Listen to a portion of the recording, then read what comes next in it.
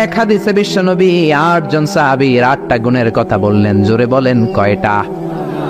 8 জন সাহাবীর 8টা গুণের কথা বললেন। তিরমিজির বর্ণনা, হাদিসটা সহিহ, সিলসিলাতুল হাদিস সাহিহার ভিতরেও এসেছে। বিশ্বনবী বললেন, খেয়াল করে বুঝবেন, আরহাম উম্মতি বি উম্মতি আবু বকর, এই উম্মতের মধ্যে সবচেয়ে নরম হৃদয়ের সাহাবী হলো আবু বকর। 2 নম্বরে বললেন, ওয়াশাদ্দুহুম ফি আমরিল্লাহি উমর, কিন্তু আল্লাহর দ্বীনের ব্যাপারে সবচেয়ে কঠোর হলো, জোরে বলেন কঠোর হলো।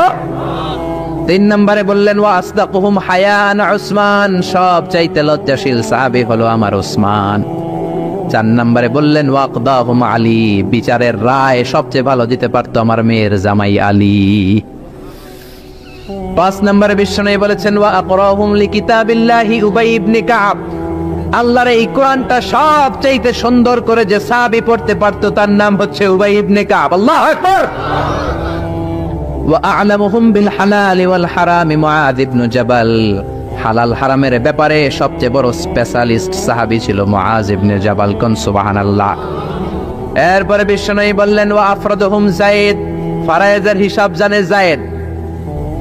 আলা ইন্না লিকুল্লি উম্মাতিন আমিনুন ওয়া আমিনু হাযিহিল উম্মতি আবু উবাইদা ইবনুল জাররাহ, সব জাতির মধ্যে বিশ্বস্ত একজন লোক থাকে, আমার সাহাবীদের মধ্যে সবচেয়ে বিশ্বস্ত সাহাবী আবু উবাইদা ইবনুল জাররাহ। সুবহানাল্লাহ, জোরে কোন সুবহানাল্লাহ। কয় সাহাবীর কথা বললেন? আরো জোরে বলেন, মনে থাকবে। প্রথমে বললেন, আরহাম উম্মতি বি উম্মতি আবু বকর, আমার উম্মতের মধ্যে সবচেয়ে দিল দরিয়া রহম দিল আবু বকর। এত নরম হৃদয়ের সাহাবা পুরো সাহাবী গোষ্ঠীর মধ্যে কেউ ছিল? বিশ্বনবীর হিজরতের সাথী, বিশ্বনবীকে সঙ্গ দিয়েছেন, ভালোবেসেছেন। বিশ্বনবী একদিন আবু বকরকে বললেন, আবু বকর, হয়তো মক্কায় টিকা যাবে না, আমাদেরকে মদিনায় হিজরত করতে হবে। যেই দিন এই ইঙ্গিতটা বিশ্বনবী আবু বকরকে দিয়েছেন, ওই দিন থেকেই সাইয়েদনা আবু বকর হিজরতের জন্য রেডি। সুবহানাল্লাহ। যেদিন হিজরত করবেন, সাহাবীদের চোখ ফাঁকি দিয়ে বিশ্বনবী আবু বকরের ঘরে গেলেন, ডাক দিলেন, আসসালামু আলাইকা ইয়া আবু বকর। আবু বকর ঘরে আছো কিনা? ডাক দিতে দেরি, ব্যাগ নিয়ে আবু বকরের বের হতে দেরি হয় না। আল্লাহু আকবার। বিশ্বনবী বললেন, আবু বকর, ডাক দিলাম, ব্যাগ নিয়ে রেডি হইলা, কখন ঘুমিয়েছো, কখন ঘুম থেকে উঠেছো, কখন হাত মুখ ধইলা, কখন ফ্রেশ হইলা, কখন কাপড় গুছাইলা? আবু বকর বলল, নবী যখন বলেছেন হিজরতে আপনার সাথে আমার যাওয়া লাগবে, ওই দিন থেকে আজ পর্যন্ত আমি আবু বকর আমার পিঠটার বিছনাতে লাগাই নাই। ওই রাতে সাইয়েদনা আবু বকর যেই সওয়াব কামিয়েছেন, ওই সওয়াবটাকে যদি একটা পাল্লায় রাখা হয়, পৃথিবীর আমাদের সব সওয়াবগুলো যদি আরেক পাল্লায় রাখা হয়, ওই হিজরতের রাতের সওয়াবটা আবু বকরের যে সওয়াবটা, ওই আবু বকরের সওয়াবের পাল্লাটা মুহূর্তের মধ্যে ভারী হয়ে যাবে। সুবহানাল্লাহ, আসতে বলেন। এত নরম হৃদয়ের সাহাবী ছিলেন আবু বকর। নামাজে দাঁড়ালে শুধু কাঁদতেন, এজন্য অনেক সাহাবী ওনারে পছন্দ করতো না। বিশ্বনবীর ইন্তেকালের পরে বছর খানিক মসজিদে নববীতে যতদিন বেঁচে ছিলেন ইমামতি করেছেন। আল্লাহু আকবার বলে যখন আলহামদুলিল্লাহি রাব্বিল আলামিন, তখনই কান্নায় ভেঙে পড়তেন। তেলাওয়াত শুরু করলেই কাঁদতেন। হেরেম শরীফে যারা নামাজ পড়েছেন, শেখ আব্দুর রহমান আস-সুদাইস আযাবের আয়াতগুলো পড়ে যখন টান দেয়, মুসল্লিগুলো সহ্য করতে পারে না। উনি নিজেও তেলাওয়াত থামিয়ে কাঁদে, মুসল্লিরাও কাঁদে। হেরেমের চারদিকে কান্নার রোল পড়ে যায়, চিৎকারের রোল পড়ে যায়, শুধু কান্নার কান্না, শুধু কান্না। সাইয়েদনা আবু বকর যখন নামাজে দাঁড়াতেন শুধু কাঁদতেন। বুখারীর বর্ণনা, রজুলুন আসিফ, নরম হৃদয়ের লোক ছিলেন, আই রাকিকুল কলবি ওয়া সারিউল বুকা, এত অন্তর নরম, নামাজে দাঁড়ালেই কাঁদতেন, দিন দুনিয়ার কোনো হুঁশ তার থাকতো না। কিন্তু আমরা নামাজে দাঁড়ালে দিন দুনিয়ার খেলার হিসাব আছে না নাই, বাজারের খবর আছে না নাই, জি বাংলা আছে না নাই, সারাদিনে যেটা মনে পড়ে না নামাজে দাঁড়ালেই ওটা মনে পড়ে, ঠিক কি না? আমরা নামাজে দাঁড়িয়ে এইভাবে শেয়ার বাজার বাড়লো না কমলো, সাকিব আল হাসান আউট হয়েছে না ছক্কা মারছে, কে জিতলো, কুমিল্লা জিতলো নাকি কি ভিক্টোরিয়ান্স, রয়টার্স মার্টার্স কি যেন আছে, আমি তো বুঝিও না অনেকগুলা, কে জিতলো কে হারলো, হিন্দি সিরিয়াল শুরু হলো নাকি, আমার দল জিতলো না হারলো, এরকম টেনশন আছে না নাই? আর সাইয়েদনা আবু বকর যখন নামাজে দাঁড়াতেন, দাঁড় দাঁড় করে চোখের পানি দিয়ে দাড়ি ভিজে যেত। চোখের পানিতে দাড়ি ভিজে যেত।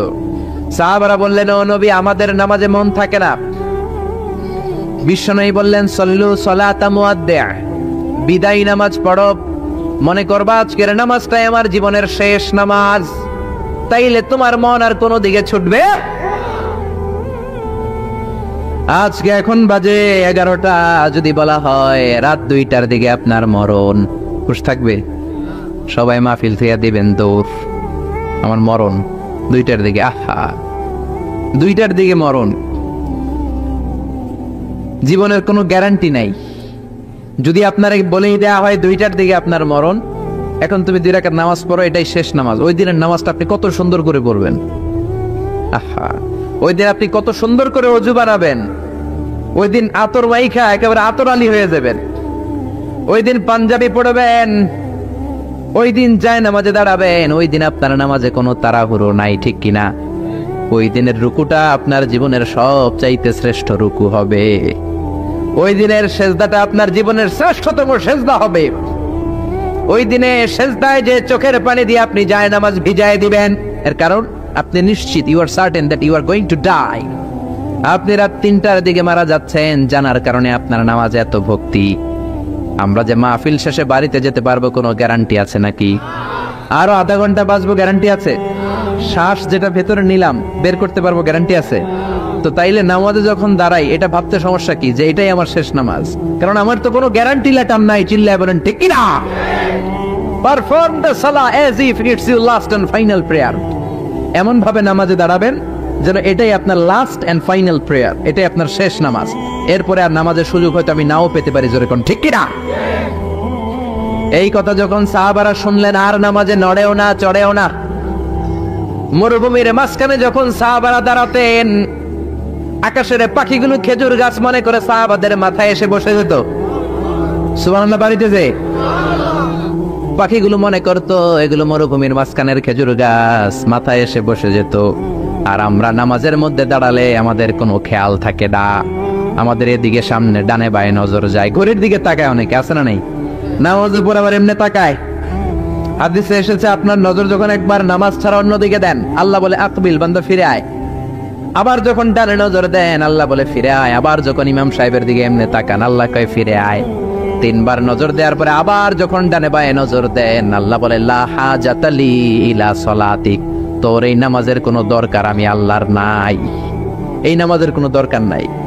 এজন্য সালাত পড়তে হবে আর অন্তরে ভয় থাকতে হবে কার?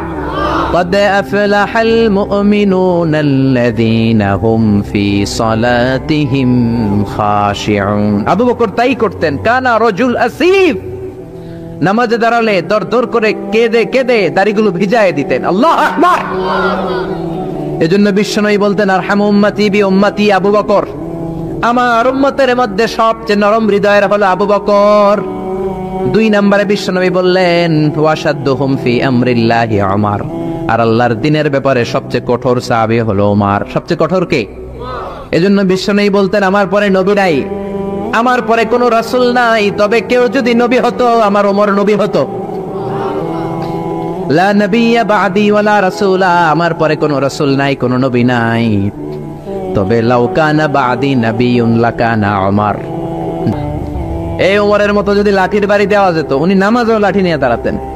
আমাদের ইমাম সাহেবরা কেবলামুখী, আর পিছন থেকে একামত দেয়, আল্লাহু আকবার, আল্লাহু আকবার, আশহাদু আল্লা ইলাহা ইল্লাল্লাহ, আশহাদু আন্না মুহাম্মাদার রাসূলুল্লাহ, হাইয়া আলাস সালাতি হাইয়া আলাল ফালাহ, قد قامت الصلاة قد قامت الصلاة, আল্লাহু আকবার, আল্লাহু আকবার, লা ইলাহা ইল্লাল্লাহ, আল্লাহু আকবার। সৌদি স্টাইলে একটু একামত শোনায় দিলাম। আমরা তো 2 বাক্যে বলি, আর 1 বাক্যেই বলে। ইমাম সাহেব কিবলামুখী হয়ে দাঁড়ায় আর মুয়াজ্জিন একামত দেয়। ওমরের সুন্নাত, বিশ্বনবীর সুন্নাত এটা ছিল না। ওমরে ফারুক মুসল্লিদের দিকে হয়ে দাঁড়াতেন। ওমরে ফারুকের হাতে থাকতো একটা লাঠি, যার কাতার বাঁকা, লাঠির দিয়ে পায়ের উপরে বাড়ি আছে না নাই? এইরকম বাড়ি মেরে মেরে যদি সোজা করা যেত, কাতারে গ্যাপ থাকতো না। বিশ্বনবী বলতেন, ওয়াসাদুল খালাল, হাযু বাইনাল মানাকিবি ওয়াল আকদাম, এইটার সাথে ওইটা মিলাও। এই সাহাবী তার কাঁধের সাথে এই সাহাবীর কাঁধ মেলাতো, এই সাহাবীর কাঁধের সাথে এই সাহাবীর কাঁধ মেলাতো, এই সাহাবীর ডান পায়ের সাথে ওই সাহাবীর বাম পা, এই সাহাবীর বাম পায়ের সাথে ওই সাহাবীর ডান পা। বুনিয়ানুম মারসুস, সীসা ঢালা প্রাচীরের মতো। নবীরে কেউ অ্যাটাক করতে আসলেও যেন আধা ঘন্টা লাগে এই প্রাচীর ভাঙ্গা আসতে। জোরে কোন ঠিক কি না? এই জন্য সাহাবীদের জামা সবার আগে এদিক দিয়ে ছুটতো, ধাক্কাধাক্কির কারণে নামাজে টাইট হয়ে তারা দাঁড়াতো। সাইয়েদনা ওমরে ফারুক লাঠি দিয়ে কাতার সোজা করে দিতেন, কারো যদি কাতার বাঁকা হতো লাঠি দিয়ে মারতেন, এই সোজা করো। এই জন্য লাঠিরও দরকার আছে না নাই? আবু বকরের মতো নরম হৃদয়ের সাহাবা যেমনি দরকার, ওমরের মতো গরম দু একটারও দরকার আছে না নাই? আমরা সারা জীবন ওয়াজ করলেও আপনারা নামাজি হবেন না, এটা জানি। যাদের নসিব ভালো দু চারজন হবেন, বেশিরভাগই বেনামাজি। আমি সারা জীবন যদি মাদক নিয়ে ওয়াজ করি, গাঞ্জা খাওয়া বন্ধ হবে? কিন্তু প্রধানমন্ত্রী যদি বলে কালকে থেকে কেউ যদি ইয়াবা টানে, জাগার মধ্যে ওর পিঠের মধ্যে 100 বেত, 10,000 টাকা জরিমানা, 10 বছরের জেল। ইয়াবা বাবা পাওয়া যাবে? আর গাঞ্জা বাবা থাকবে? বাংলাদেশ থেকে গাঞ্জা নাই। প্রধানমন্ত্রী যদি বলে নামাজ না পড়লে 10,000 টাকা জরিমানা, এক ওয়াক্ত ছাড়বি 10,000 টাকা দিবি, বাংলাদেশের সব মানুষ মুসল্লি হয়ে যাবে। এজন্য বিশ্বনবী বলতেন ইন্নাল্লাহা লা ইয়াযাউ বিল কুরআন, আল্লাহ কোরআন দিয়ে যেটা সমাজে করান না, ইয়াযাউ বিস সুলতান, এটা ক্ষমতা দিয়ে করান। ঠিক কি না? প্রধানমন্ত্রী ক্ষমতার মসনদ থেকে মাইরের ঘোষণা দিবে, আর আমরা ওয়াজ কইরা যেমন ওয়াজ আর মাইরের সমন্বয়ে ইসলাম কায়েম করবে কে? শুধু ওয়াজ দিয়ে ইসলাম কায়েম হবে?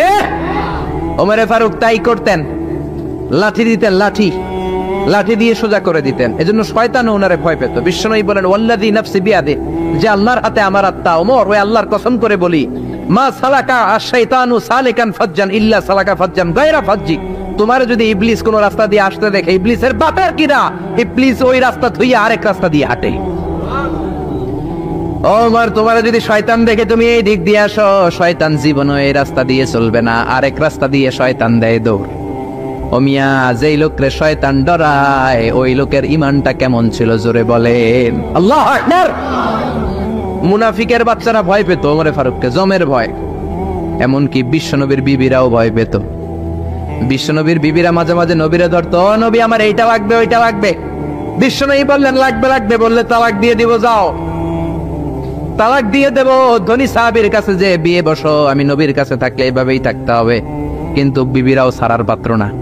সব বিবিরা একবার বিশ্বনবীরে ধরলেন, ধরে বলে, ও নবী, আয়েশার বাড়িতে যেদিন থাকেন ওই দিন সাহাবীরা বেশি বেশি হাদিয়া পাঠায় কেন?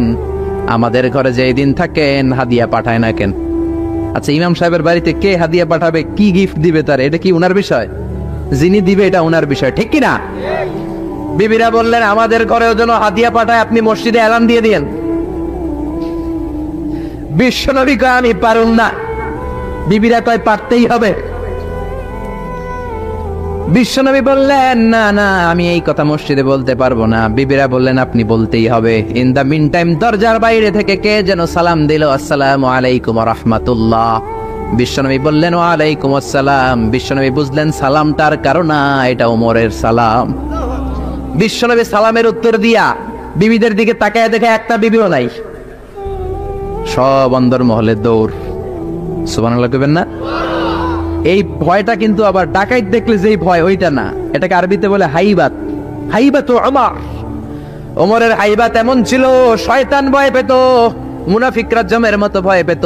আমাদের মা উম্মুল মুমিনিন বিশ্বনবীর বিবিরা ওমরের কে ভয় পেত। সুবহানাল্লাহ। আমরা বাচ্চারা যদি না খায়, খেতে চায় না, আমার এক মেয়ে ছোট্ট খেতে চায় না, গল্প বলে খাওয়াই, আমি এদিক দিয়ে খাওয়াইলে ওদিকে দৌড়, এদিক দিয়ে ধরলে ওদিকে দৌড়। আপনাদের ছেলে মেয়েদের একই অবস্থা, বাচ্চারা খেতে চায় না, ঘুমাতে চায় না। তখন আমরা বলি ঘুমা, না হলে বাঘ আসবে বাঘ, বিড়াল আসবে বিড়াল। আপনারা কি কন? আর ওরাতে হ্যাঁ বিলাই বিলাই আইব, কুত্তা আইব। আমরা বলি কুকুর আসবে বিড়াল আসবে, ঘুমাও ঘুমাও। বাচ্চারা তখন ভয়ে ঘুমায়। ওমরে ফারুক যখন মদিনার গভর্নর, মদিনার প্রেসিডেন্ট, মদিনার মায়েরা বিড়াল আর বাঘের ভয়ে দেখাতো না। বাচ্চারা যখন মদিনাতে খেতে চাইতো না, ঘুমাতে চাইতো না, মদিনার মায়েরা বলতো তাড়াতাড়ি ঘুমা, ওই যে ওমর আসতেছে ওমর। চিৎকার করে পড়েন আল্লাহু আকবার। সবার জন্য সমান নীতি। 10 বছরে গোটা বিশ্বের অর্ধেক ক্যাপচার, পৃথিবীর অর্ধেকটা ক্যাপচার করলেন সাইয়েদনা ওমর। নিজ হাতে পিটিয়ে নিজের ছেলেকে বেহুশ করেছেন, আরেক বর্ণনায় আছে পিটিয়ে ছেলেটাকে নিহত করেছেন। যদি বর্ণনাটা দাইফ, কিন্তু আমাদের জন্য শিক্ষা আছে বর্ণনায়। হঠাৎ একবার ঘরে ঢুকলেন, ওই ছেলের নাম ছিল আবু শাহমা, মূল নাম আব্দুর রহমান। ওনার বিখ্যাত যে ছেলে আব্দুল্লাহ ইবনে ওমর, উনি আরেকজন। আরেক ছেলে ছিল আব্দুর রহমান, মারুফুন বিআবি শাহমা, সবাই তারে ডাকতো আবু শাহমা বলে। একদিন ঘরে ঢুকে দেখে মদের গন্ধ পাওয়া যায়। আবু শাহমারে বললেন, ইয়া আবা শাহমা আশারিবতা খামরান, মদ খাইছস? কয় না আব্বা, শারিবতু নাবিজান, নাবিজ খেয়েছি। খেয়াল রাখবেন, মদ হারাম, মদ খেলে আসিবেন, কিন্তু নাবিজ খাওয়া হালাল। নাবিজ হচ্ছে আরব দেশেরা খায়, সাদা দুধের মধ্যে রাতে শক্ত খুরমা যদি 5টা ফেলে রাখেন, সকালে ওইটা দেখবেন দুধের রং আর সাদা নাই, খুরমার রস টেনে দুধটা লাল হয়ে গেছে। এটা খেলে স্বাস্থ্যের জন্য আরব দেশে খুব ভালো, কিন্তু এটা রাতে ভিজাইলে সকালেই খাইতে হবে। এটা যদি 3 দিন রেখে দেন, 4 দিন রেখে দেন, এটা তারির মতো মদ হয়ে যাবে, মাতলামি হবে, খাওয়া যাবে না। ওমরের ছেলে ওই মজাটা নেয়ার জন্য 4 দিন ভিজায় রাখছে, তারপরে নাবিজ নামক মদ খেয়েছে। ওমর বললেন, মদ খাইছস নাকি? আবু শামা বলে, খাই নাই। ওমর বললেন, তাআলা ইলা, এদিকে আয়, ইফতাহ ফামাক, মুখ খোলো। মুখ খোলার পরে গন্ধ নিয়ে দেখে নাবিজ মাখানো মদের গন্ধ পাওয়া যায়। কোনো কথা নাই, কলারটা ধরলেন, টানতে টানতে মসজিদে নববীর বারান্দার পিলারে নিয়ে বাঁধলেন। জোরে আযান হলো, নামাজ পড়লেন। নামাজের পরে সালাম ফিরালেন। সালাম ফেরানোর পরে বললেন, মাকানাকুম ইনদানা হাদ। নামাজের পরে সুন্নত পরে সবাই বসবেন, একটা বিচার আছে। এই গুরুদণ্ড, এটাকে আরবিতে বলে হাদ, প্লুরাল হচ্ছে হুদুদ। সবাই যখন ওযু করে ঢুকতেছিল, বারান্দায় দেখে ওমরের ছেলে বাধা। সবার চিন্তা, হায় হায় কি ঘটনা ঘটলো, প্রেসিডেন্টের ছেলে পিলারের মধ্যে বাধা কেন? নামাজের পরে হাজার হাজার সাহাবী সবাই বলল, খলিফা কি হয়েছে? মাল আমর, হোয়াট হ্যাপেন্ড? ওমরে ফারুক বললেন, এটাই নাবিজ খেয়েছে, তবে এটা মদ হয়ে গেছিল, এখন আশীর্বাদ দিব। কানা ঘুষা, কানা ঘুষা, হাজার হাজার সাহাবী। কেউ কেউ বলল, খলিফার ছেলে তো মনে হয় মারবে না, ধমক দিয়ে ছেড়ে দিবে। এরকম কিছু বিচার দেশে আছে না নাই? মিলায় দেয়, ঘুষ খায়া ছাইরা দেয়। এমপির পোলা হইলে 7 খুন মাফ, চিল্লা এখন ঠিক না? কেউ বলে না, ওমর ছাড়ার পাত্র না, তবে 80টা মারবে না, 40টা দিবে অ্যাটলিস্ট। কয়টা? ওমর ফারুক চেয়ারে বসলেন, হাজার হাজার মানুষ, পিনপতন নীরবতা। জল্লাদরে বললেন, হাতি জিলদ মিন বাইতুল মাল, বাইতুল মালের ঘর থেকে খেজুর গাছের চামড়া দিয়ে বানানো বড় সাইজের একটা চাবুক আন, সবচেয়ে বড় টানবি। সবচেয়ে বড় টানা হলো। এবার ওমরে ফারুক বললেন, ইবদা বিসমিল্লাহ, শুরু কর আল্লাহর নামে। সাইয়েদনা ওমরে ফারুকের সামনে দাঁড়িয়ে জল্লাদ মারবে 80টা বাড়ি। মারতে শুরু করেছে, ওয়াহিদ, ইসনাইনি, তালাতা, 3 বাড়ি মারার পরে ওমরে ফারুক জল্লাদকে দিলেন এক থাপ্পড়। 3 হাত দূরে যে পড়লো জল্লাদ। জল্লাদের হাত থেকে চাবুক তুলে ধমক দিলেন, তুই কি চাবুক মারোস নাকি চাকরি বাঁচাস? আস্তে মারলি কেন? আসলে আস্তে মারে নাই, যত জোর ছিল। ওমরের হুকুম তামিল করবে না এরকম জল্লাদ মদিনায় ছিল না, জোরে কোন ঠিক কিনা? যত জোর ছিল তত জোরে মেরেছে, কিন্তু ওমরের পছন্দ হয় নাই। ওমর বললেন, ইনদাকা তালাতা ইনদি ওয়াহিদ, তোর হিসাবে 3টা, আমার হিসাবে মায়ের হইছে 1টা। আমি 2 নাম্বার থেকে শুরু করব। 2, 3। মারতেছে কে? মদিনাতে ওনারসে পালোয়ান আর কেউ নাই। এক একটা বাড়ির আঘাতে ওমরের ছেলে আবু শামা চিৎকার করে কাঁদে। এক একটা বাড়িতে চামড়া ছিঁড়ে যায়, রক্তগুলো ছোপ ছোপ করে নববীর দেয়ালের মধ্যে লাগে। ছোট্ট ছেলেটা ডেকে বলে, আব্বা আমারে মাফ করে দাও, আর জীবনে মদ খাবো না।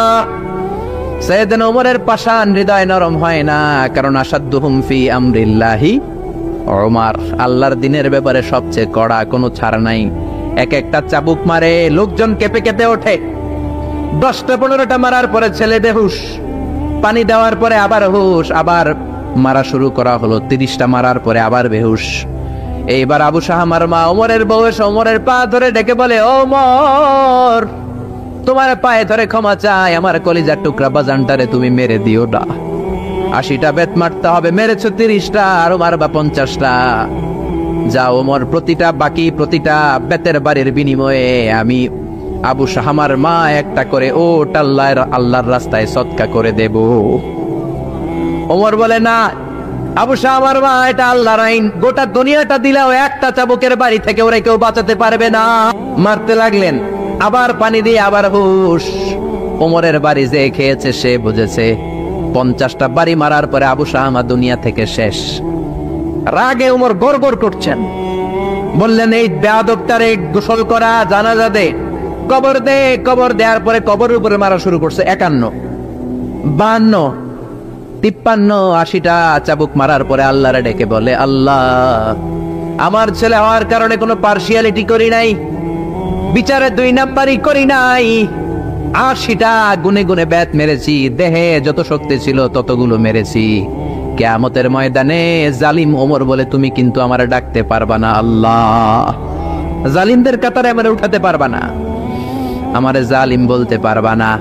ওইরকম ওমরের দরকার আছে না নাই? ওই ওমরের লাঠির বাড়ি যদি থাকতো দেশটারে মদিনা বানায় দিত কে? চোরদের হাত যদি কাটা যেত দেশটারে সুন্দর করতো কে? একটা জিনাখোরের ফাঁসি যদি বাইতুল মুকাররমের স্কয়ারের মধ্যে দিয়ে দেয়া হতো, এরপরে আর জিনা হতো? একটার ফাঁসি হয়ে গেলে আর তনুর মতো কোন নারীকে ধর্ষিতা হওয়া লাগতো না, খাদিজার মতো কোন মেয়েকে কেউ কোবানোর সাহস পেত না। জোরে বলেন ঠিক কি না? একটা চোরের হাত জুমার নামাজের পরে বাইতুল মুকাররমের স্কয়ারের সামনে যদি কেটে দেয়া হয় আর কোন চোর পাওয়া যাবে নাকি? জোরে বলেন। তবে আমচোর, জামচোর, কলাচোর ওই চোর না, যেই চোরগুলো বড় বড় জিনিস চুরি করে, ব্যাংক চুরি করে, দেশের টাকা চুরি করে, এক কলমের খোঁচায় 1000 কোটি টাকা চুরি করে, ওই চোরদের হাত কাটতে হবে। শেয়ার বাজার খায়া ফেলায়, হলমার্ক খায়া ফেলায়, দেশের টাকা খায়া ফেলায়, সুইজারল্যান্ডে সব টাকা পাঠায়, এরকম বড় বড় চোর আছে না নাই? ইসলামী বিচার যদি শুরু হয় আগে বড় চোরদের বিচার দিয়ে শুরু হবে। চিল্লায় বলেন ঠিক কি না? এই জন্য বিশ্বনবী বলতেন আসাদ্দুহুম ফি আমরিল্লাহি ওমর, আল্লাহর বিধান বাস্তবায়নে সবচেয়ে কঠোর ছিল ওমর। এক নারী এসে বলল, ওমরে ফারুক আমার স্বামী আমারে তালাক দিয়েছে 100টা। কয়টা? শুনতেছেন? একটু জিমাই গেলেন মনে হয়। আমার স্বামী আমাকে 100 তালাক দিয়েছে। কয় তালাক? আসলে দিতে হবে কয় তালাক? তাও একটা একটা করে, ঠিক কিনা? ওমরে ফারুক ডেকে আনলেন, স্বামীরাও আনলেন, বউরে আনলেন। ও স্বামী কয় তালাক দিছো? কয় 100টা দিছি। ওমরে ফারুক বললেন, তালাক হচ্ছে মিন শাআইরিল্লাহ, এটা আল্লাহর নিদর্শন, আল্লাহর নিদর্শন নিয়ে ফাইজলামি করার অনুমতি তোরে দিছে কে? 3 তালাকে তোর বউ তালাক, বাকি 97 তালাক তোর পিঠের উপরে পড়বে। সুবহানাল্লাহ। বাড়িতে যে বউরে 100 তালাক দিছে এক ডাকায়। ওমর ফারুক বললেন 3 তালাকে তোর বউ তালাক, বাকি 97 তালাক তোর পিঠে। এজন্য লাঠির দরকার আছে না নাই? ওমর ফারুক জোহরের নামাজের ইমামতি করলেন। নামাজের পরে দেখলেন একদল লোক গোল হয়ে বসে জিকির করে, আসরের পরেও দেখলেন গোল হয়ে জিকির করে, মাগরিবের পরে দেখলেন সব লোক কাজে চলে যায়, ওই একদল লোক জিকির করে। ওমর ফারুক বললেন, মান আনতুম, তোমরা কারা? কয় নাহনু আল মুতাওয়াক্কিলুনা আলাল্লাহ, আমরা আল্লাহর উপর তাওয়াক্কুলকারী, তো কাজবাজ নাই, খালি জিকির করো। খাও দাও কিভাবে? তা আমাদের জিকির দেখে লোকজন খানা দিয়া যায়।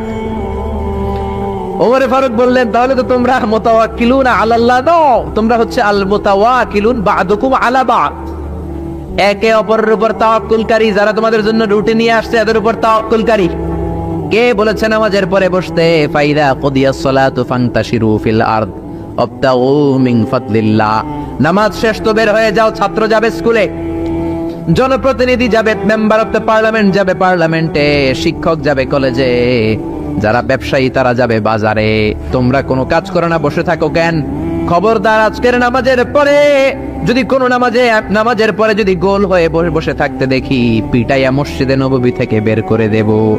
কাজ করতে যা, এলাকায় যে কাজ কর, বিবি বাচ্চার খবর নিয়ে চিল্লা, এখন ঠিক না? ছাড় দেন নাই, পিটাইয়া মসজিদ থেকে বের করে দিয়েছেন। আল্লাহু আকবার। এজন্য বিশ্বনবী বলেছেন, আরহাম উম্মতি বি উম্মতি আবু বকর। সাহাবীদের মধ্যে সবচেয়ে কোমল হৃদয়ের অধিকারী কে ছিল? আর সবচেয়ে কঠোর কে ছিল? 3 নম্বরে বিশ্বনবী বললেন, ওয়াসদাকুহুম হায়ান উসমান, সবচেয়ে লজ্জাশীল সাহাবী উসমান। নারীরা এত লজ্জাশীল ছিল না, সাইয়েদনা ওসমান যতটা লজ্জাশীল ছিল। এখন আমাদের সমাজে লজ্জা শরমের বালাই নাই। কি করে আমরা বেশরম হব, বেলাল্লাপনা, অশ্লীলতা কি করে ছড়াবো, এগুলো ট্রেনিং সেন্টার আমাদের ঘর। জি বাংলায় আমাদেরকে ট্রেনিং দেয়া হয়, শাড়িটা কেমনে পরলে শরীর বেশি দেখা যায়, পেট খালি, পিঠ খালি, কপালের উপর এক নক্তা আছে না নাই? জোরে কোন? কপাল পোড়া। প্রতিদিন আমরা ট্রেনিং প্রাপ্ত, প্রতিদিন জি বাংলা, স্টার জলসায় শাশুড়ি আর বউয়ের মধ্যে কেমনে গিরিঙ্গি লাগানো যায়। আচ্ছা ভাই, বিশ্বনবী বললেন ইদা লাম তাস্তাহি ফাসনা মা শিতা, যদি শরম না থাকে তোর যা মন যায় তাই করতে পারবি। এই জন্য আল হায়াউ শু'বাতুম মিনাল ঈমান, লজ্জা হলো ঈমানের অঙ্গ, যার লজ্জা নাই তার ঈমান। এজন্য লজ্জা শরমের দরকার আছে না নাই? বিশ্বনবী ছোট্টবেলা থেকেই লজ্জাশীল ছিলেন। বিশ্বনবীর দুধমা হালিমা তিনি বলেন 2 বছর মুহাম্মদ আমার দুধ খেলো, 5 বছর ছেলেটারে আমি পাললাম, 5 বছরে লালন পালন করেছি। 5 বছরের মধ্যে শিশু মুহাম্মদকে আমি কোনোদিন কাঁদতে দেখি নাই। ব্যথা পেলেও মুহাম্মদ কাঁদে না, ক্ষুধা লাগলেও মুহাম্মদ কাঁদে না। শুধু লজ্জাস্থানের জায়গা থেকে কাপড়টা একটু সরে গেলে শিশু মুহাম্মদ কেঁদে দেয়। ছোট্ট বাচ্চা ব্যথা পায়, কাঁদে না। বিশ্বনবী কাঁদতেন না, ক্ষুধা লাগলে কাঁদতো না, লজ্জাস্থান থেকে কাপড় সরলেই কাঁদতো। বিশ্বনবীর বয়স 7 কিংবা 8। মক্কাতে কাবা নির্মাণ হবে। মক্কার সবাই কয় আমরা সবাই এই কাজে অংশগ্রহণ করব। কাবা ঘর বানাইলে ওটাতে সব আছে না নাই? তো কিভাবে অংশগ্রহণ? পাথর কেটে কেটে পাথর দিয়ে কাবা বানাবে। সবাই পাথর টানে, বিশ্বনবীও টানে। বিশ্বনবীর বয়স 7 কিংবা 8, ওনার বয়সের ছেলেরা সবাই পরনের লুঙ্গি খুলে কাঁধের মধ্যে রেখেছে, আর কাঁধের উপরে একটা করে পাথর টানে যাতে ব্যথা না পায়। ছোট্ট বাচ্চারা লুঙ্গি খুলে ফেলে না? গ্রীষ্মকালে দেখবেন পুকুর একটা পাইলে লুঙ্গি থুইয়া সবটি সাঁতার, আছে না নাই? পিড়ায় উঠানো যায় না, সবগুলো ডুবায়, চোখগুলো লাল করে ভূতের মতো হয়ে ওঠে। এলাকায় পুকুর টুকুর নাই বোধহয়? আছে আছে আছে। বিশ্বনবী লুঙ্গি খোলে না, সবগুলো সমবয়সের বাচ্চা লুঙ্গি খুলে ভাঁজ করে এখানে রেখে একটা পাথর টানে। আমার নবী 2টা করে টানে। সবাই টানে কয়টা করে? নবী টানে কয়টা করে? সব বাচ্চারা লুঙ্গি খোলা, বিশ্বনবীর লুঙ্গি পরনে। আবু তালেবের চোখে এটা পড়লো। আবু তালেব বলে, ও ভাতিজা মুহাম্মদ, তোমার বয়সের বাচ্চারা লুঙ্গি খুলে পাথর টানে, সবাই টানে একটা, তুমি টানো 2টা। কেন রে ভাতিজা, তুমিও লুঙ্গি খোলো, লুঙ্গিটা কাঁধে রেখে তারপরে পাথর টানো। বিশ্বনবী বললেন, না চাচা, আমার সমস্যা নাই, আমি লুঙ্গি খুলবো না। চাচা কই খোলো। আমরা অনেক বাচ্চাদেরকে বলি, আরে তুই ছোট মানুষ, খোল বেটা, খোল খোল খোল, কিচ্ছু হবে না, বলি না? কখনো এগুলো বলবেন না। ও ছোট্ট হলে ওর একটা প্রেস্টিজ আছে না নাই? ওর একটা আত্মসম্ভ্রম বোধ আছে না নাই?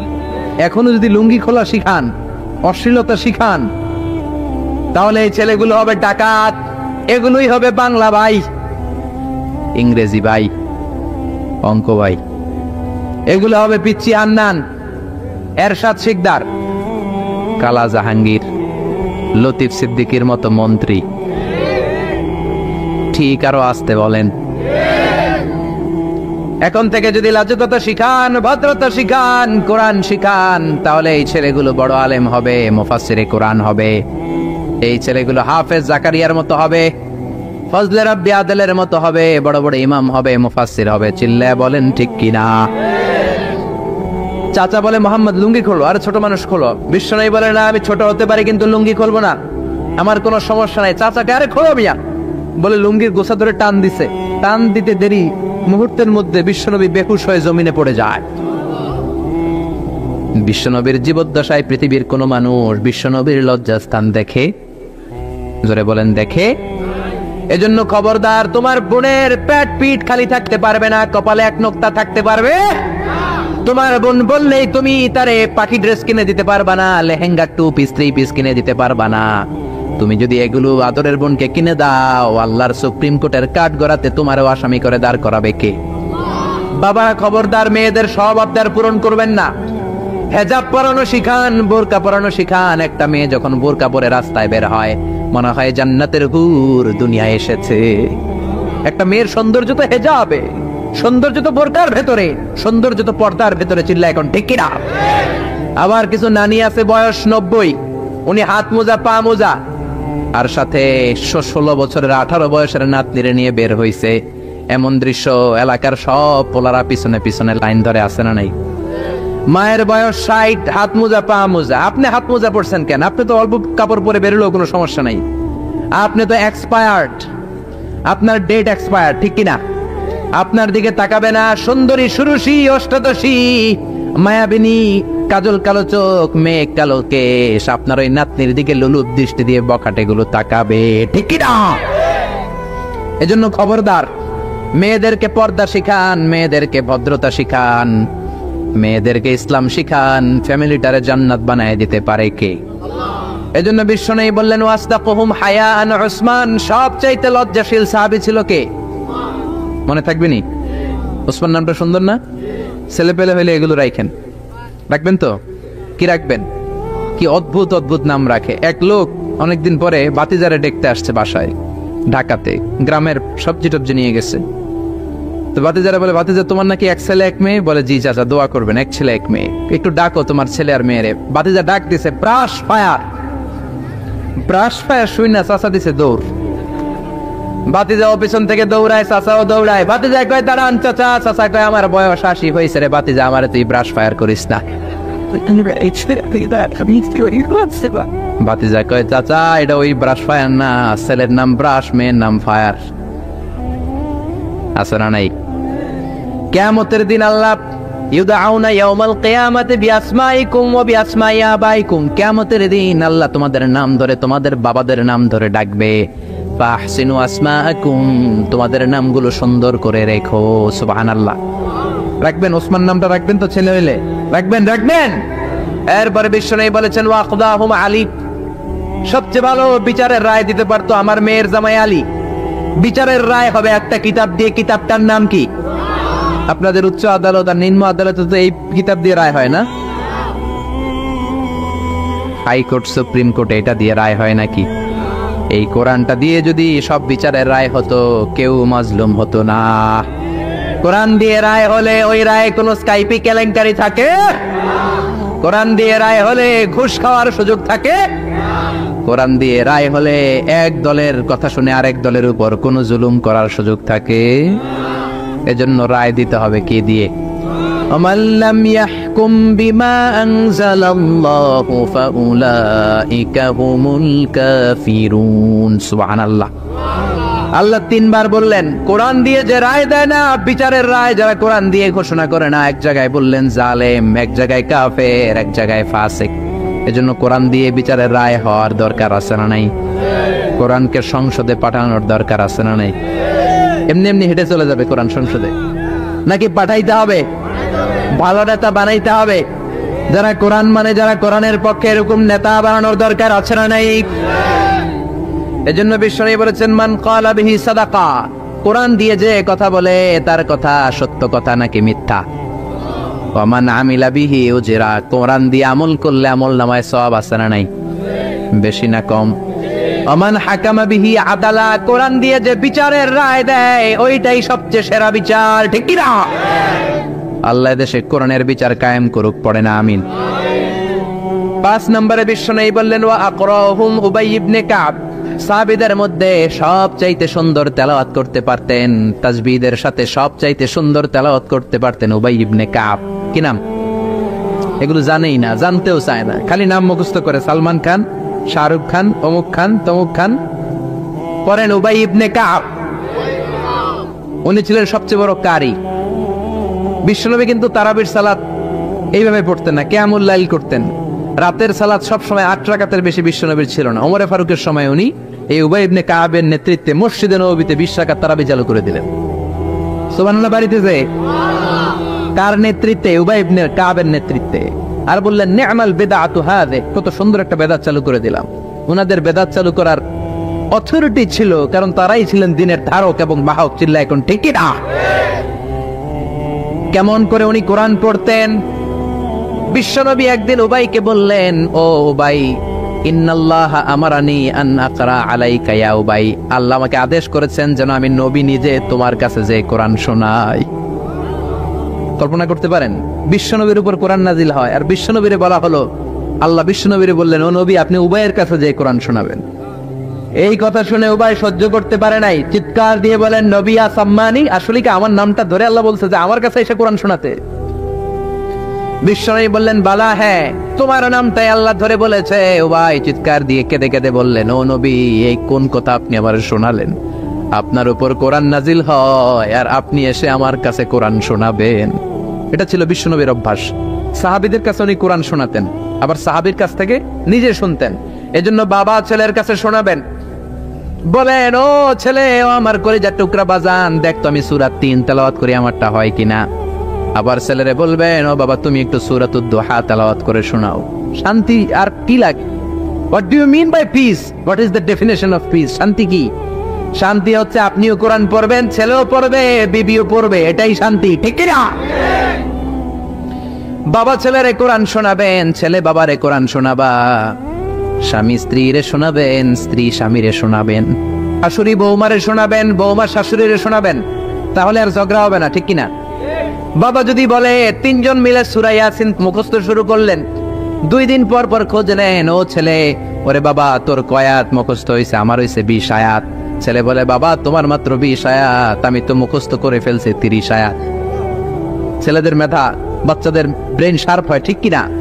বিবি বলবে, আমি রান্নার কারণে বেশি করতে পারি না, আমি করছি 7 আয়াত। এরকম ফ্যামিলি আমরা চাই কি চাই না? ফ্যামিলিটা যদি এরকম হয় আর কি লাগে, ঠিক কিনা? এজন্য আকরাহুম লিউবাই, সাহাবীদের মধ্যে সবচাইতে চমৎকার কণ্ঠে কোরআন তেলাওয়াত করত উবাই ইবনে কাব। এইজন্য বেশি বেশি কোরআন তেলাওয়াতের দরকার আছে না নাই? একটা অক্ষর তেলাওয়াত করলে 10টা নেকি দিবে কে? 10টা করে নেকি। একটা করে আয়াত তেলাওয়াত করবেন, জান্নাতে আপনার বিল্ডিং কে 1 তলা লম্বা করে দিবে কে? পৃথিবীর কোন গ্রন্থের ব্যাপারে এরকম ঘোষণা আছে নাকি? শ্রীমদ ভগবত গীতা তেলাওয়াত করলে 1 অক্ষরে কয় নেকি? ওম নমো ভগবতী বাসুদেবায়, কটা সব হইছে? ওম শান্তি বললে কয় সওয়াব? কিন্তু বিসমিল্লাহির রহমানির রহিম বললে আমল নামায় সওয়াব আছে না নাই? পড়বেন প্রতিদিন আমাদের সকাল শুরু হবে কোরআন দিয়ে, জোরে কোন ঠিক কিনা? 6 নম্বরে বিশ্বনবী বললেন, ওয়া আ'লামুহুম বিল হালালি ওয়াল হারামি মুআয ইবনে জাবাল। সাহাবীদের মধ্যে হালাল হারামের ব্যাপারে সবচাইতে স্পেশালিস্ট সাহাবী ছিল মুআয ইবনে জাবাল। আমরা এখন হালাল হারাম বাছি না, হালাল হারাম সব খাই, সুদ খাই, ঘুষ খাই, যৌতুক খাই, রাস্তার রডও খাই, মসজিদের টিন খাই, ত্রাণের গম খাই, ঠিক কিনা? আছে না নাই? সব খাই। এত ক্ষুধা, রড খায়া ফেলাই, সিমেন্টের বস্তা খায়া ফেলাই, ইটাও খায়া ফেলাই, কেমনে হজম করে আল্লাহ জানে। রাস্তার ইটা নাই, ত্রাণের মালামাল নাই, সব খায়া ফেলাইছে, আছে না নাই? আল্লাহ বলেন সবটা খাইস না, হালালটা খাইস। কোনটা খাইবেন? ইয়া আইয়ুহান নাসু কুলু মিম্মা ফিল আরদি হালালান তাইয়্যিবা। হারামটা খাওয়া যাবে না, হালালটা খাও। হালালে বরকত দিয়েছে কে? হালালে বরকত, হারামে বরকত নাই। আওয়াজ করে উত্তর দেন, গরু খাওয়া হালাল না হারাম? কুকুর খাওয়া হালাল না হারাম? আমরা সবাই বেশি বেশি গরু খাই নাকি কুকুর খাই? কি পরিমাণে যে কসাইয়ের দোকানে জবাই হয়, আর কোরবানির ঈদের সময় জবাই আছে না নাই? বিয়ের অনুষ্ঠানে আছে না নাই? হাজার হাজার গরু জবাই করি, কোরবানির সময় জবাই করি। বাংলাদেশের গরু দিয়া হয় না, ইন্ডিয়া থেকে আনি। এত গরু খাই, কিন্তু কুকুর একটাও খাই না। আর গাভী বছরে বাচ্চা দেয় কয়টা? কুত্তা দেয় কয়টা? 7টা, 8টা, 10টা, কোনো জন্ম নিয়ন্ত্রণ তো নাই, দেদারসে দিতেছে। তো গরু আমরা খাই, কুকুর খাই না। গরু বাচ্চা দেয় কম, কুকুর বাচ্চা দেয় বেশি। তারপরেও বাংলাদেশের 56,000 বর্গ মাইলের ভিতরে গরু বেশি না কুকুর বেশি? এত গরু খাইলেন, তারপরেও গরু বেশি। কারণ গরু হালাল, হালালে বরকত দিয়েছে কে? কুকুর হারাম, কোনো বরকত নাই। রাস্তাঘাটে হাইওয়েতে কুত্তা পরে মরে থাকে, হাইওয়েতে কোনোদিন গরু ময়রা ভেটকে রয়েছে দেখছেন? হালাল, খালি বরকত। আল্লাহু আকবার। এজন্য হালাল খাবেন, হালাল পড়বেন। ইউর ফুড শুড বি হালাল, ইউর ড্রিঙ্ক শুড বি হালাল, your dress up should be হালাল, ইউর এন্টারটেইনমেন্ট শুড বি হালাল। চিল্লা এখন ঠিক কিনা? সব আপনার হালাল হতে হবে, কারণ ইন্নাল্লাহা তাইয়্যিব লা ইয়াকবালু ইল্লা তাইয়্যিবা। আল্লাহ নিজে পবিত্র, পবিত্র ছাড়া কিছু আল্লাহ কবুল করে। হালাল খাওয়ার পরে যে দেহটা আপনি বানালেন, ওই দেহটারে জাহান্নামে ঢুকাবে কে? হারাম দিয়ে আপনি যত দান খয়রাত করেন কবুল হবে? হারাম টাকা দিয়ে যাকাত দিলে কবুল হবে না, মাদ্রাসা বানালে কবুল হবে না। হারাম টাকা দিয়ে, ঘুষের টাকা দিয়ে অনেকে প্রতি বছর হজ করে হাজি টাইটেল লাগায়। আপনি হাজি লাগাতে পারেন, মাগার কবুল হবে? কারণ আল্লাহর নীতি তো একটা, ইন্নাল্লাহা তাইয়্যিব লা ইয়াকবালু ইল্লা তাইয়্যিবা।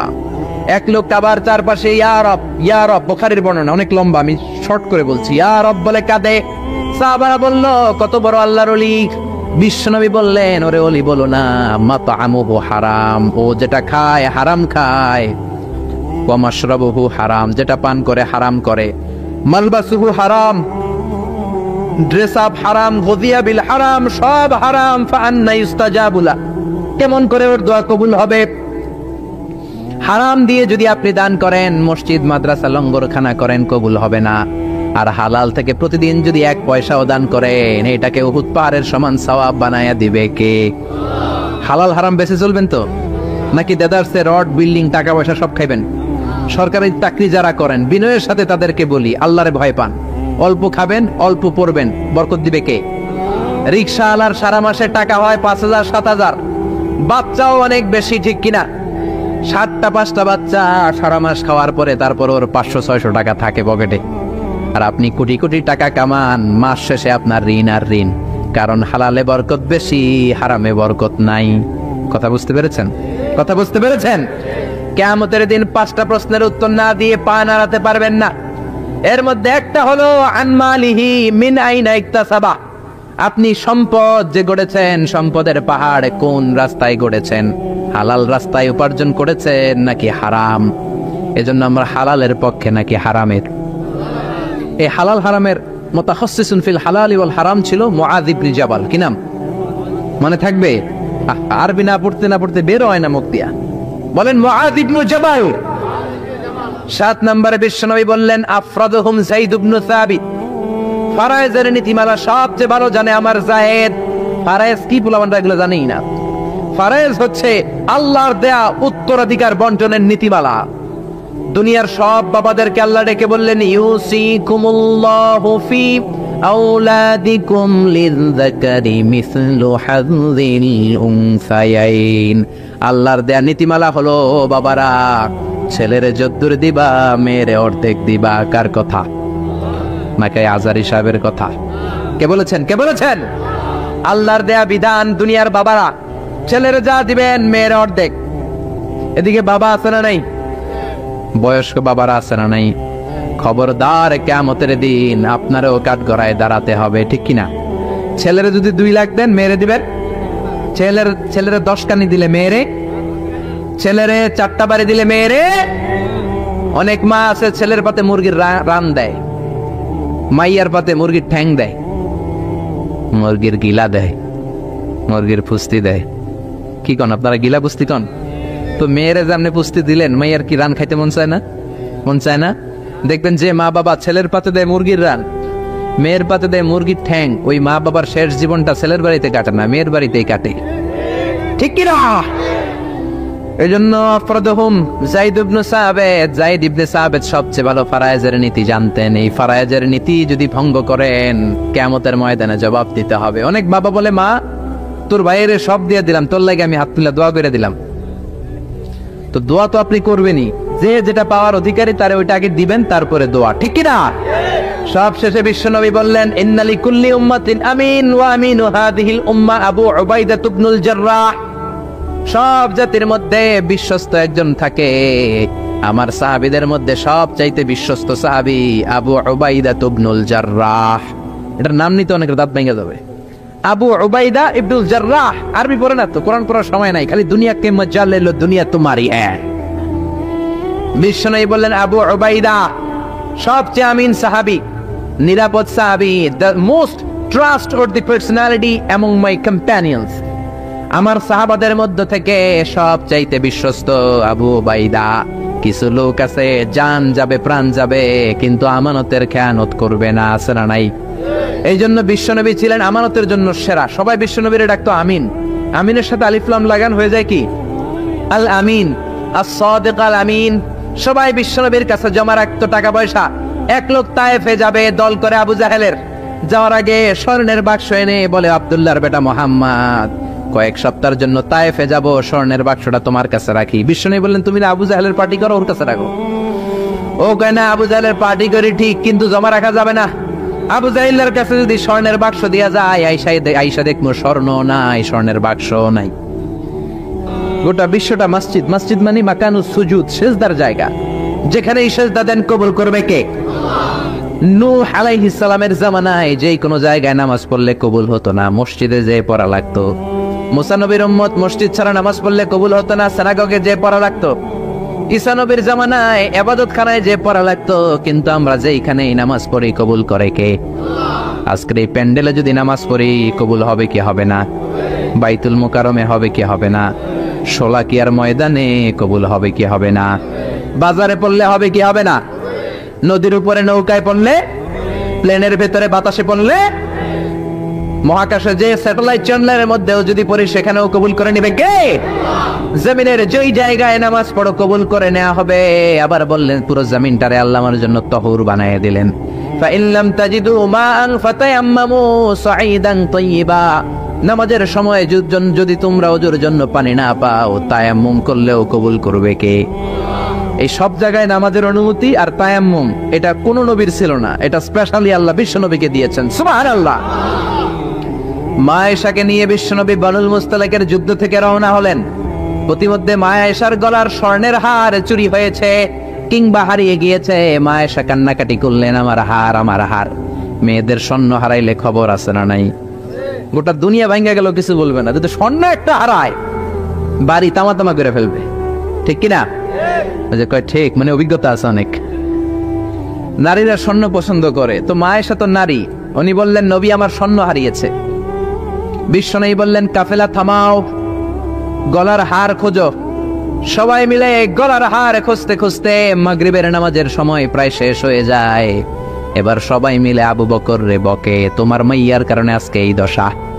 তোমার মেয়ে যদি গলার হারটা না হারাইতো তাহলে তো আমরা যেখানে পানি আছে ওইখানে পৌঁছে যেতাম, ওখানে নেমে অজু করে নামাজ পড়তাম। তোমার মেয়ের কারণে আজকে এই দশা, এখন সবার নামাজ কাজা, নবীর নামাজও কাজা। আল্লাহ বললেন খবরদার, এই মেয়েটারে গালি দিবি না, এই মেয়েকে গালি দেয়া যাবে না আয়েশার সম্মানে। আজকে আমি তায়াম্মুমের বিধান নাজিল করে দিলাম। فَإِن لَّمْ تَجِدُوا مَاءً فَتَيَمَّمُوا صَعِيدًا طَيِّبًا। কোথাও যদি ওজুর জন্য পানি না পাও, মাটি দিয়ে তায়াম্মুম করো, কবুল করে নিবে কে?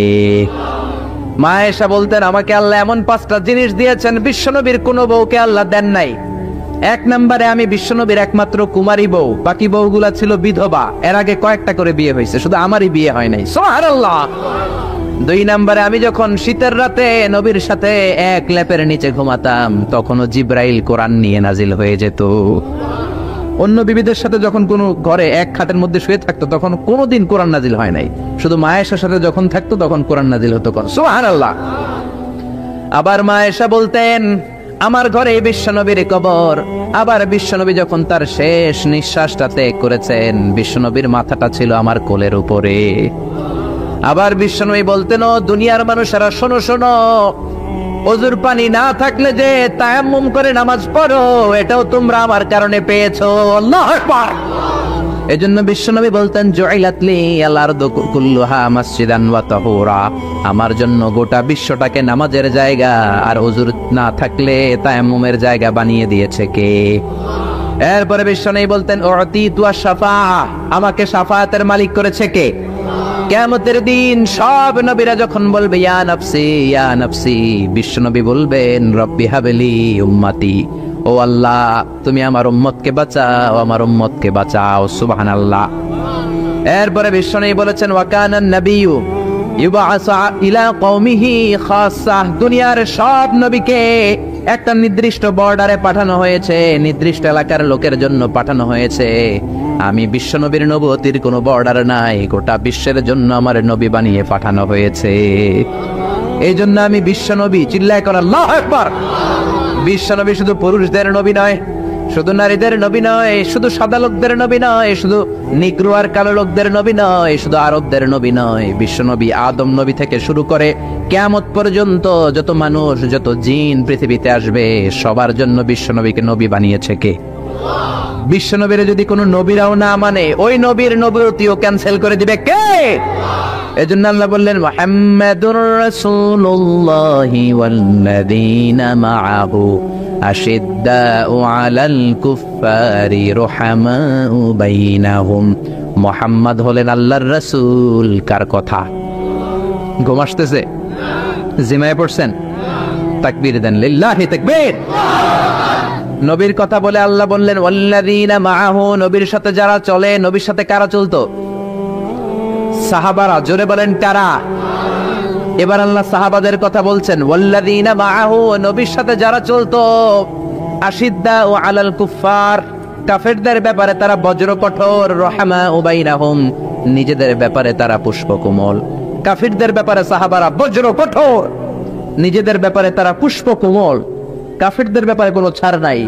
মুশরিকদের সাথে জিহাদের ময়দানে কোনো ছাড় নাই। চিল্লায় এখন ঠিক কি না? কিন্তু নিজেরা ভাই ভাই, নিজেদের মধ্যে মহাব্বত আছে না নেই? এজন্য বিশ্বনবী বলতেন আমার সাহাবাদের মধ্যে দুই কিসিম আছে। কয় কিসিম? এক কিসিম নরম কিসিম, আরেক কিসিম গরম কিসিম। সুবহানাল্লাহ। আবু বকর নরম, কিন্তু ওমরে ফারুক গরম। জোরে কোন ঠিক কি না?